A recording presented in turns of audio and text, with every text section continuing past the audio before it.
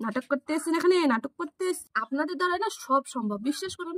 মানলাম আপনি বড় অভিনেত্রী, আপনি সব জায়গায় অভিনয় খুঁজেন, তাই বলে এই ব্যাপারটাতে আপনি যে নাটক করে শঙ্খ বাজাবেন, শঙ্খের আওয়াজ দিয়ে, এটা তো পাবলিক মেনে নেবে না। যে বিষয়টাতে সারা বাংলার মানুষ পথে নেমে গেছে শুধুমাত্র বিচার চাওয়ার জন্য, সেখানে আপনি ঘরে বসে আপনার রিলস বানানোর জন্য একটা নাটক করে আর একটা সোশ্যাল মিডিয়ায় ছেড়ে দেবেন, আর এটাই প্রমাণ করার চেষ্টা করবেন যে না, উই ওয়ান্ট টু জাস্টিস। আর ঋতুপর্ণাদের যেই ভিডিওটা শঙ্খ বাজানোর নাটকটা দেখে পাবলিক যখন ট্রোল করছে, তখন আবার উনার বান্ধবী রচনা দিদি কিন্তু রেগে একদম আগুন।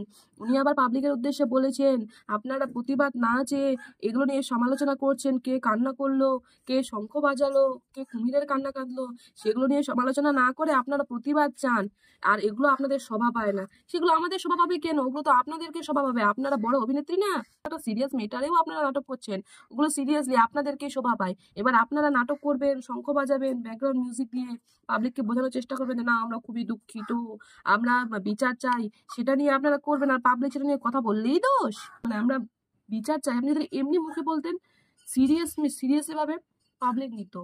আবার আমি শুনলাম রচনা দিদি আবার কান্না করছে, বলছে আমরা ওর পথে বেরোতে পারবো তো, আমরা কি বেরোতে পারবো, আমাদের তো কিছু হবে না।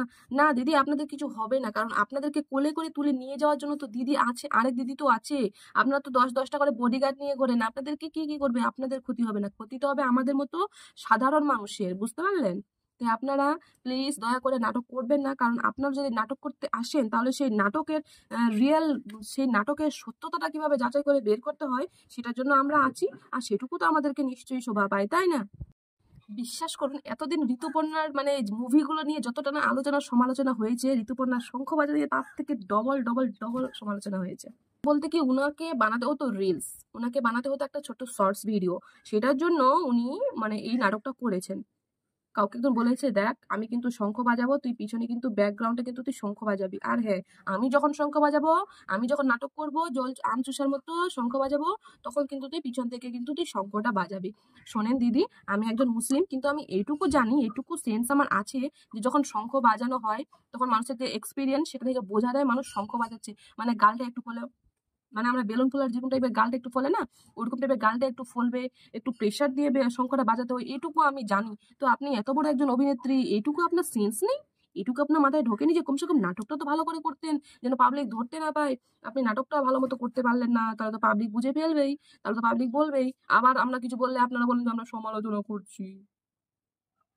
দেখলাম কিছু কিছু অভিনেত্রী রাস্তায় নেমেছে, প্রতিবাদ করছে। হ্যাঁ, বড় বড় অভিনেত্রী, আপনি থেকে বড় বড় অভিনেত্রী রাস্তায় নেমেছে, প্রতিবাদ করছে, আর আপনারা ঘরে বসে নাটক করছেন। হ্যাঁ, ঘরে বসে নাটক করছেন, আবার পাবলিক কিছু বললেই দোষ?